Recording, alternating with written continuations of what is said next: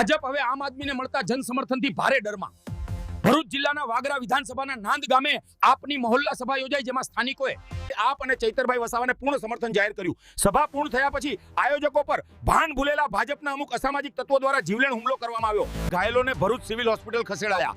આપ જિલ્લા પ્રમુખ પિયુષભાઈ પટેલ સહિત કાર્યકર્તાઓ હોસ્પિટલ પહોંચી એમની મુલાકાત લીધી. સાંભળો પિયુષભાઈની પ્રતિક્રિયા.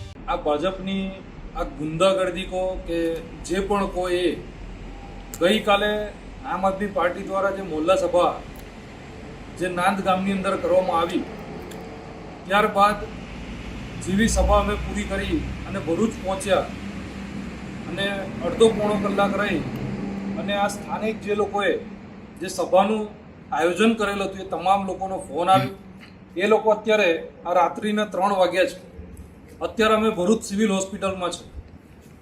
આ જે વડીલ છે એમને આંખની નીચેના ભાગની અંદર 4 ટાંકા, આંખની ઉપરના માથાના ભાગની અંદર પણ એમને પંચથી મારવામાં આવ્યા છે.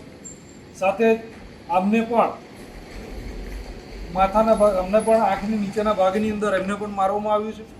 એવી જ રીતે આ વડીલના એમના દીકરાને પણ આંખની નીચેના ભાગની અંદર માર્યા છે. બીજા એક ધર્મેશભાઈ વસાવા કરીને છે, એ અત્યારે હાલ ઉપર ઓર્થોની અંદર એડમિટ છે. આ ભારતીય જનતા પાર્ટીની જે ગુંડાગર્દી છે, આ ગુંડાગર્દીનો એક પુરાવો છે.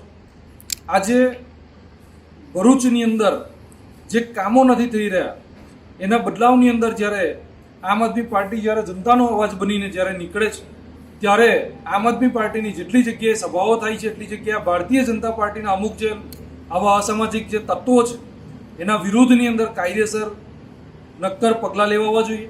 પોલીસ અત્યારે તમામ લોકોના સ્ટેટમેન્ટ લઈને ગઈ છે. અમે આશા રાખીએ છીએ કે આની ઉપર કાયદેસરના પગલાં લેવામાં આવે તમામ લોકો વિરુદ્ધની અંદર. એ તમામ લોકોએ આવનારી જે તાલુકા પંચાયત, જિલ્લા પંચાયતોના જે ઇલેક્શનો છે એની અંદર એમની પોતાની હાર ભાડી રહ્યા છે. એના જ કારણે આ કાવતરા આવા કરી રહ્યા છે. પરંતુ ભરૂચ જિલ્લાની અંદર અમે આવા કોઈ પણ ભારતીય જનતા પાર્ટીના જે અસામાજિક તત્વો છે એ લોકોની અમે લોકો થોડી પણ આવી દાદાગીરી વેઠવા માટે તૈયાર નથી. આનો જવાબ અમે કાયદાકીય પગલાં ભરીને સામે અમે આપીશું. એટલે મહેરબાની કરી આવું કોઈ પણ પગલું કોઈ અસામાજિક તત્વો લેવા માંગતું હોય તો એ લોકોને અમે કહેવા માંગીએ છીએ કે આમ આદમી પાર્ટી જનતાની સાથે છે. એ પહેલાં પણ હતી, અત્યારે પણ છે ને આવનારા દિવસોમાં પણ રહેશે. અસ્તુ. ભારત માતા કી જય.